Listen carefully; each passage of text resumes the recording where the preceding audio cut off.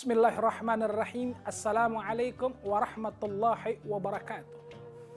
Ilahi bijahil anbiya wal malaikah wa bil awliya ijud lana bil ijabah ilahi tawassalna bi qur'anikal karim tunawwir basyirati wa sam'i wa mukla wa tulhimuni rusdi wa tarzuqna ilmal yakin tuwaffiqni lil husnil ibadah bi asma'ikal husna tazudu bi taubati nasuhin takfiru liz zunubi wa zallati. Alhamdulillah, hari ini kita akan bahas kiat-kiat tidak dipoligami. Tak tekankan lagi kiat-kiat tak dipoligami. Kenapa? Karena rentannya hubungan suami istri itu yang namanya poligami. Bagaimana?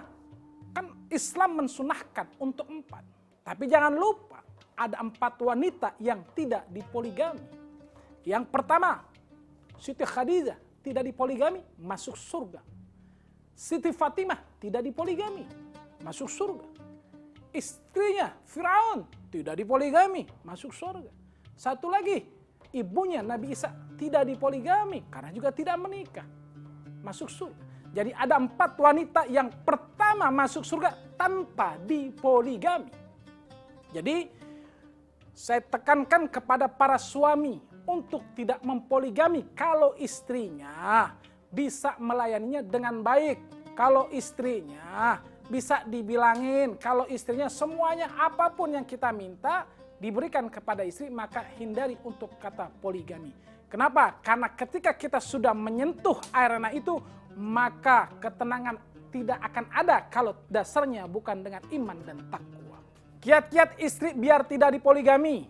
1, kalau suaminya baru pulang kerja, layanin dengan baik. Maksudnya apa? Ketika suaminya datang, bukain itu sepatunya, bukain itu kaos kakinya, lap kakinya. Bukan berarti itu istri nggak ada martabatnya, nggak ada derajatnya, bukan.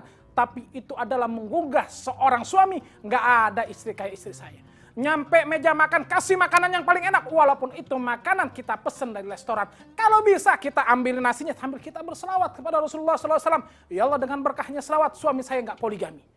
Kasih. Jangan pengen kita ngelayanin suami kita nggak poligami. Jangan, sandarkan juga kepada Allah wa Rasul. Walaupun poligami itu disunahkan. Tapi ya Allah, kalau bisa suami orang aja yang poligami, suami saya jangan. Begitu Bu, doain. Allahumma salli ala sayyidina Muhammad wa ala alihi wasallam. Ya Allah, dengan keberkahannya sholawat, suami saya tidak berpoligami. Nah, dahsyat nih kalau udah pakai yang namanya selawat, semuanya akan terawat. Rumah tangga akan terawat. Makanya biasain selawat biar suami nggak berpoligami. Udah gitu, sampai tempat tidur kalau bisa mandiin tuh suami. Anggap itu suami kayak bayi. Sehingga suami bilang, ya Allah nggak ada istri kayak istri saya. Makanya suami tidak akan berpoligami. Tapi kalau suaminya pulang ke rumah, istrinya pakainya daster. Makanannya kagak kurang pantas. Terus di rumah terdengarnya piringnya juga kagak enak. Centrang-centreng, kena kuping juga pengeng. Maka suami itu kemungkinan besar akan mencari ketenangan di tempat lain. Berikan ketenangan suami di dalam rumah dengan tenang, maka suami tidak akan pernah kemana-mana. Karena satu hal, prinsip dasar lelaki itu adalah setia.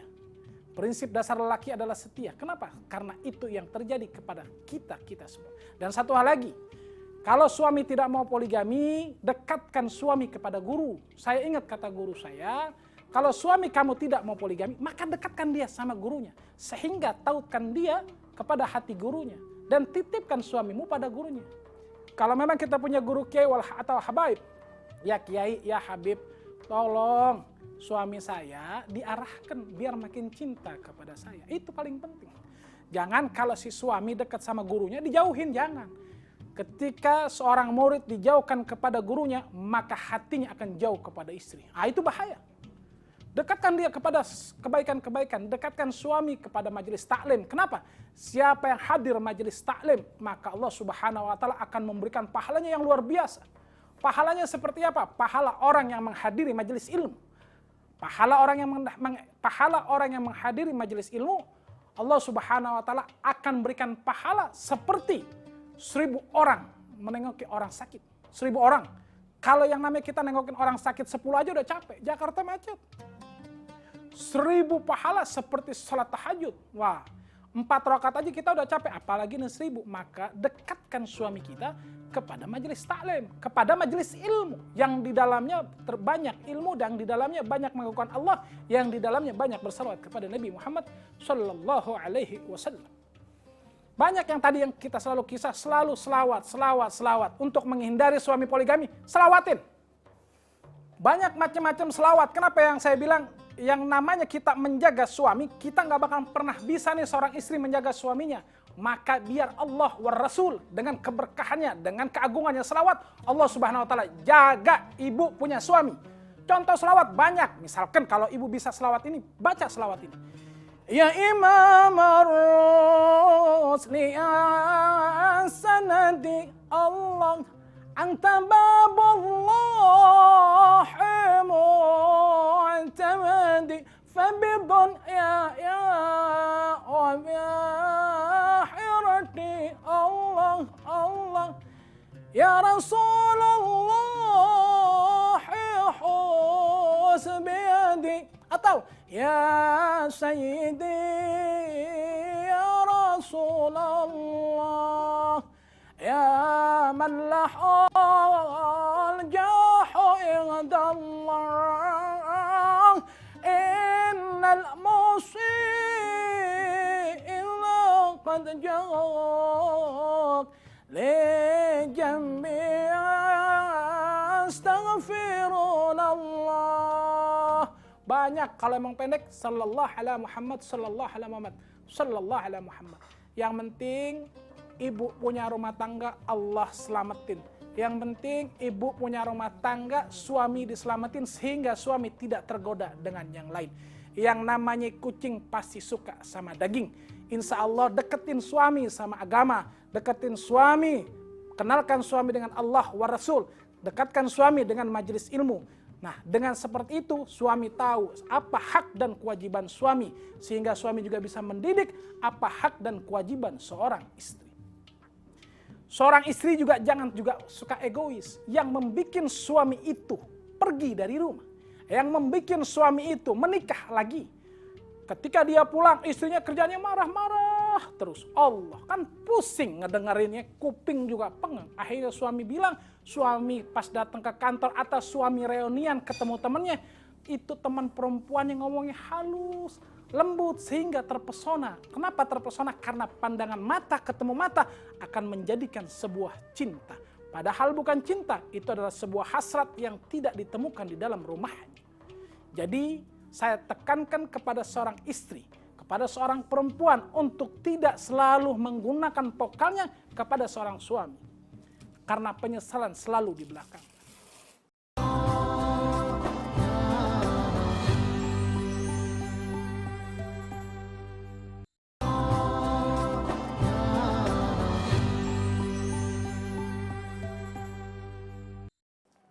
Satu hal lagi, jangan terlalu banyak keinginan sama suami. Mas, saya mau beli mobil baru, mas, saya mau beli sepatu baru, saya mau beli perhiasan baru, jangan.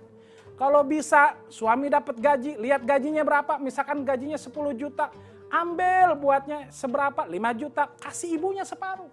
Karena dengan kita dekatkan suami kita kepada ibunya, maka seorang ibu atau seorang mertua akan dekat hatinya kepada seorang mantu. Itu paling penting. Dan gantungkan selain hati kita kepada Allah wa Rasul, titipkan diri kita kepada ibunya si laki. Sehingga si laki bilang, ya Allah, istri saya deket banget sama ibu saya. Masa saya mesti nikah lagi? Nggak bakalan saya diizinin sama ibu saya. Pegang ibunya. Jangan dilepas ibunya. Kenapa seorang suami bisa nikah lagi? Karena seorang istri jauh daripada mertua. Kenapa seorang suami menikah lagi? Karena si istri selalu membuat konflik kepada keluarganya. Sehingga si suami juga gerah. Lama-lama dia akan bilang, ya Allah, kok nih dengan istri saya ini jauh sama ibu. Kok saya dengan istri saya ini, saya jauh dengan keluarga saya. Allah juga akan kasih sadar kepada ini suami. Maka seorang istri eloknya adalah ketika suami dapat rezeki, bagi ibunya atau bagi mertuanya. Ketika suami dapat rezeki, dekatkan ibunya kepada si suaminya. Sehingga insya Allah keluarga itu akan balance, akan menjadi keluarga sakinah, mawaddah, warahmah. Jadi seorang istri mesti menjadi pelengkap. Kenapa? Karena seorang istri adalah pakaian daripada suaminya. Dan keberhasilan seorang suami tidak terlepas daripada dua wanita. Bukan istri-istri, tapi satu ibu, satu siapa istrinya. Jadi lihat keberhasilan seorang suami, lihat keberhasilan seorang laki-laki adalah ibu dan istri. Kalau istri-istri ini beda lagi. Kita tidak membahas siapa istri-istri. Tapi kita membahas bagaimana caranya suami tidak dipoligami. Walhasil biar rezekinya makin banyak. Kemarin gajinya cuma 10 juta. Pas suaminya pulang, bilangin yang sebelum kamu masuk rumah kamu baca Assalamualaikum warahmatullahi wabarakatuh. Setelah itu apalagi mah? Nah, bukan berarti seorang imam tidak boleh diajarin sama seorang makmum. Bukan. Seorang suami juga mesti diingetin sama istrinya. Yang kalau kamu masuk rumah baca salam Assalamualaikum. Setelah itu masuk ke rumah jangan lupa baca surat Al-Ikhlas. Bismillahirrahmanirrahim. Qul huwallahu ahad. Allahu samad. Allahu samad. Di situ penekanannya Allahu samad. Lam yalid walam yulad walam yakul lahu kufuwan ahad. Berapa kali? Sebanyak-banyaknya. Kalau memang cukup 3 kali, cukup 3 kali. Kalau memang rumahnya gede besar terus baca qul huwallahu ahad. Saya ingat pesan kata guru saya Al-Habib Ali bin Abdurrahman Segaf. Siapa yang membaca qul huwallahu ahad Allahu samad lam yalid walam yulad walam yakul lahu kufuwan ahad, jangan lupa baca bismillahirrahmanirrahim sebanyak 11 kali, maka Allah Subhanahu wa taala akan bangunkan istana di surga. Cakep. Selain kita dapat rizki, kita juga dapat istana di surga. Berarti kita dapat istana di surga, baca qul huwallahu ahad Allahu samad lam yalid walam yulad walam yakul lahu kufuwan ahad, jangan pernah dilepas. Itu cara istri membuat suami cinta. Ternyata istri saya ini soleha. Dia yang ngajarin kita masuk rumah dengan salam. Dia yang mengajari kita masuk rumah dengan baca qul huwallahu ahad. Masuk kalau bisa cium tangannya. Cium tangannya juga cium tangan ini aja. Cium juga hirup, bulak-balik. Kalau orang bilang ngapain bulak-balik? Ini adalah ketaatan seorang istri kepada suami. Bikin suami jatuh hati. Bikin suami jatuh cinta. Jangan bikin suami melihat kamu tidak nyaman. Lah, jangan. Bikin suami cuman bilang, wanita tercantik dunia hanya istri saya. Wanita yang paling soleha di dunia ini adalah istri saya. Wanita yang bisa melayani saya, baik secara rohani wa biologis, cuman istri saya. Sehingga suami akan bilang, wanita yang lain tidak pernah bisa saya pandang selain istri saya. Jadikan waktu kita quality time sama suami.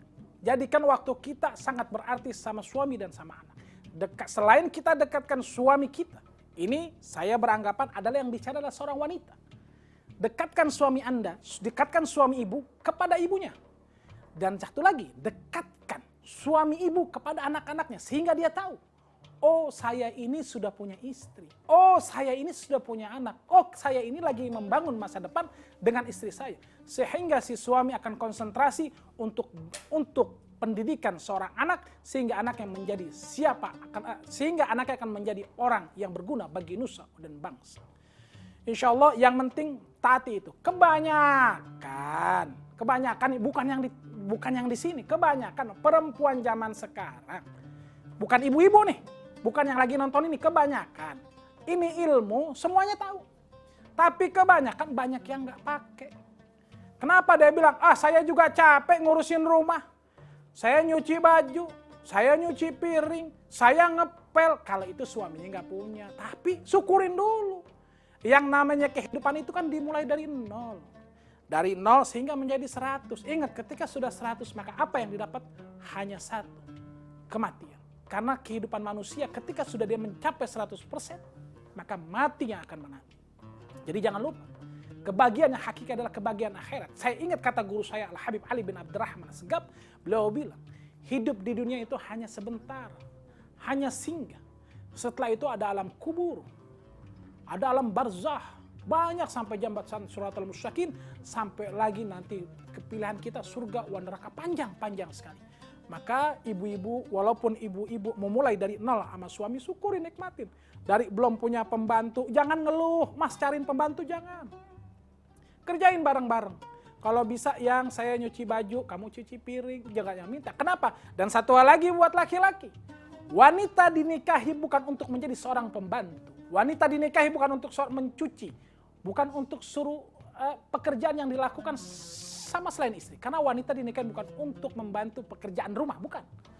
Tapi untuk bikin suami jatuh hati, lakukan pekerjaan yang memang bukan mestinya pekerjaan kalian. Insya Allah, dengan kebaikan yang insya Allah dengan perlakuan kebaikan kita kepada seorang suami, maka seorang suami dia akan bilang, istri saya adalah istri surga, istri saya adalah bidadari.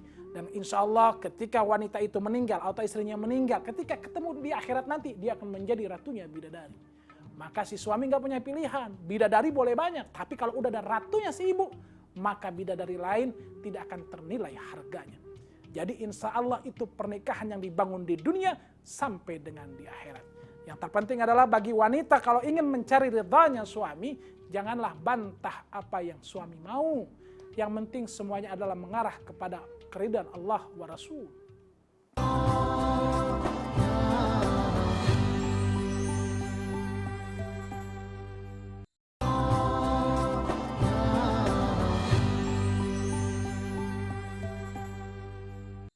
Buat seorang istri, gantungkan hidupnya hanya kepada Allah. Kenapa? Dengan menggantungkan hidupnya kepada Allah, maka Allah Subhanahu wa Ta'ala akan jaga ini suaminya daripada pandangan-pandangan. Banyak baca hasbunallah wa ni'mal wakil. Hasbunallah wa ni'mal wakil disunahkan. Ada waktu-waktu yang bagus untuk membaca hasbunallah wa ni'mal wakil di waktu subuh, yaitu di pertengahan antara salat subuh, qabliyah, sampai salat subuhnya berlangsung. Hasbunallah wa ni'mal wakil sebanyak 450 kali. Menjelang asar atau asar wal maghrib banyak baca hasbunallah wa ni'mal wakil 450 kali. Insya Allah semua gabulnya dihajat. Ya Allah dengan keberkahannya hasbunallah wa ni'mal wakil, saya hidup sama suami saya dunia wal akhirah. Kita nggak bilang suami saya kita nggak minta untuk tidak dipoligami, bukan. Tapi serahkan kepada Allah, minta kebaikan-kebaikan kalau memang ibu mencintai suami ibu. Karena saya juga punya teman punya guru. Pernah ada di dalam, saya nggak bilang di dalam mana. Beliau lagi di pesantren, baca cuman hasbunallah wa ni'mal wakil. Selalu baca hasbunallah wa ni'mal wakil. Maka Allah Subhanahu wa Ta'ala, saya punya guru ini diselamatkan daripada orang-orang yang zalim kepada dia. Dan kalau ada yang zalim, atau kita menzalimi diri kita, banyak baca. La ilaha illa anta subhanaka inni kuntu minaz zalimin. Ini doanya Nabi Allah Yunus. Sampai Nabi Allah Yunus dikeluarkan dari mulut paus. Jadi kalau memang sudah terlanjur kejadian di rumah tangga, sudah hiruk pikuk luar biasa, tapi suami belum nikah lagi. Misalkan sudah tercium, kayaknya suami saya mau selingkuh. Kayaknya suami saya mau nikah lagi. Banyak baca tuh. La ilaha illa anta subhanaka inni kuntu minaz zalimin. Nabi Allah Yunus saja digobol keluar daripada ikan paus. Apalagi kita umatnya Nabi Muhammad SAW. Umat yang sangat berharga. Kenapa? Karena Rasulullah SAW yang diingat cuma siapa? Ummati, ummati, wa ummati. Jadi ketika baca la ilaha illa anta subhanaka inni kuntu minaz zalimin. Ya Allah, dengan keberkahannya saya baca la ilaha illa anta, biar rumah tangga saya ini enggak semrawut. Jadi yang suaminya tadi mau selingkuh, balik lagi. Yang tadi suaminya mau gimana-gimana, balik lagi. Maka serahkan kepada Allah. Jangan pengen, wah suami saya ngapain ya? Suami pulang, lihat handphonenya dibuka. Wah habis chat sama siapa, WhatsApp sama siapa. Kalau kita sudah tidak percaya, rumah tangga dibangun dengan kepercayaan. Kalau kita sudah tidak percaya, maka rusak semua. Kepercayaan adalah nomor satu. Ketika kita sudah mengucapkan ijab kabul, qabiltu nikahaha, berarti kita sudah serahkan diri kita kepada suami kita. Serahkan diri kita kepada suami kita, tapi bukan serahkan semata-mata hanya membodohi diri. Bukan. Tapi serahkan menurut syariat Islam. Yang banyaknya terjadi perceraian karena seorang istri tidak percaya kepada seorang suami. Hubungan rumah tangga, ketika tidak ada kepercayaan, maka cuma ada satu kata. Perceraian. Padahal perceraian sendiri Allah Subhanahu wa Ta'ala laknat. Tapi itu adalah cara-cara terakhir seorang suami untuk memutuskan untuk tidak berhubungan lagi kepada seorang istrinya. Kenapa? Banyak contoh. Misalkan si suami ini bawa ibunya ke rumah istrinya. Yang kaya ini misalkan istrinya. Kebanyakan si istri ini komplain. Kenapa? Kok kamu lebih sayang sama ibu kamu sih? Kenapa nggak sayang sama saya? Jangan. Yang namanya kita sudah mengucapkan ijab kabul qabiltu nikahaha, berarti kita sudah bukan berkawin kepada suami kita saja. Atau kita bukan berkawin kepada istri kita saja, tapi kita berkawin kepada ibunya, atau kepada mertua, atau kepada seluruh keluarganya. Hindari konflik-konflik internal kepada hindari konflik-konflik internal kepada ipar. Kenapa? Karena ipar itu luar biasa untuk menjadi penyulut. Jadi banyak hal yang terjadi ketika perceraian itu. Kenapa? Karena didasari daripada tidak kepercayaan seorang istri. Untuk apa membina hubungan kalau sudah tidak ada kepercayaan? Kalau sudah ada tidak kepercayaan, maka kecurigaan akan timbul. Ketika kecurigaan akan timbul, maka husnuzon yang akan banyak. Ketika husnuzon akan banyak, maka cuma ada satu kata, bubar. Walhasil, satu hal lagi yang bisa membuat orang bercerai. Ketika misalkan yang kaya itu adalah istrinya. Si suami sama si mertua tinggal tuh di rumah istrinya. Kebanyakan si perempuan komplain. Komplainnya kenapa? Ibu kamu jangan tinggal di sini, pusing dengarnya. Yang ada kamu kerja, saya mesti ngurusin ibu kamu. Nah karena si laki ini orang gak punya, dia kerja akhirnya berasa iya ya kesian juga ya istri saya. Nah itu kan menjauhkan dia kepada ibunya. Maka ketika Allah Subhanahu wa Ta'ala kasih sadar ini suami, maka cuma satu, aku pilih istriku atau aku pilih ibuku. Maka saya cuma bilang kepada seorang suami, tekankan dalam diri Anda, pilih ibu kamu. Kenapa saya bilang pilih ibu kamu? Ketika kamu pilih ibu kamu, maka keselamatan akan datang. Ketika kamu pilih istri kamu, maka laknatnya akan datang. Bukan berarti istri kita nggak bagus, bukan. Karena istri kita adalah ibu daripada anak-anak kita. Kita mendidik dia secara syariat. Kenapa? Janganlah pernah seorang istri satu suara di atas seorang laki. Kenapa? Karena itu akan terjadi perselisihan paham. Baik istrinya lebih punya atau tidak punya. Jagalah kehormatan suami. Jagalah marwah suami. Walhasil, untuk kebaikan rumah tangga, kita banyak berzikir kepada Allah. Kita banyak memuja Allah Subhanahu wa Ta'ala. Minta kebaikan. Ada kita minta kebaikan. Allah, Allah, Allah, Allah. Allah, Allah, Allah, Allah. Rabbi faz'alna minal ahyar. Allah, Allah, Allah, Allah. Allah, Allah, Allah, Allah. Rabbi faz'alna minal ahyar. Kita minta kebaikan kepada Allah Subhanahu wa Ta'ala dalam rumah tangga kita. Jadi ibu kalau mau suaminya tidak poligami, banyak bersenandung kepada Allah Subhanahu wa Ta'ala. Rabbi faz'alna minal ahyar. Biar Allah Subhanahu wa Ta'ala kasih kebaikan-kebaikan kepada kita. Biar Allah Subhanahu wa Ta'ala jaga rumah tangga kita. Yang penting satu hal, kalau ini pesan untuk suami. Kalau misalkan punya istri, double ini, gak bisa dibilangin. Suaranya ada di atas kita. Suaranya lebih tinggi daripada kita. Apa solusinya? Solusinya adalah jangan bilang-bilang amani istri. Jangan bilang-bilang, ini bisa dipakai pada kaum perempuan maupun kaum laki. Kita wudhu. Wudhunya kita tadangin tuh air. Habis tadangin, tapi airnya yang bagus nih, pakai air yang bisa diminum. Udah ditadangin, udah itu jadi tuh air. Kita bacain Bismillahirrahmanirrahim. Inna anzalnahu fi lailatul qadr. Wa ma adraka ma lailatul qadr. Sebanyak 36 kali kita minum mungkin ke istri kita. Insya Allah dari tadi suaranya di atas, dia akan turun ke bawah. Kenapa? Dengan keberkahannya air wudhu, dengan keberkahannya surat Inna anzalnahu fi lailatul qadr sebanyak 36 kali, maka istri kita akan takluk. Nah, kalau ini buat istri, nah ibu jangan bilang sama suaminya. Ibu jangan bilang sama suaminya. Sama juga ibu wudhu, bacain tuh surat Inna anzalnahu fi lailatul qadr. Ya Allah, dengan keberkahannya surat Inna anzalna, biar suami saya setia sama saya. Bukan gak boleh nikah lagi, Bu. Gak boleh, karena Islam membolehkan untuk poligami. Ya Allah, dengan keberkahannya surat Inna anzalnahu fi lailatul qadr, maka ya Allah, jaga suami saya. Kenapa? Bismillahi ala nafsi wa mali wahli. Minumin, insya Allah suami ibu akan setia. Insya Allah kita serahkan semuanya kepada Allah Subhanahu wa Ta'ala untuk kebaikan rumah tangga kita. Wabillahi taufiq wa hidayah. Wassalamualaikum warahmatullahi wabarakatuh.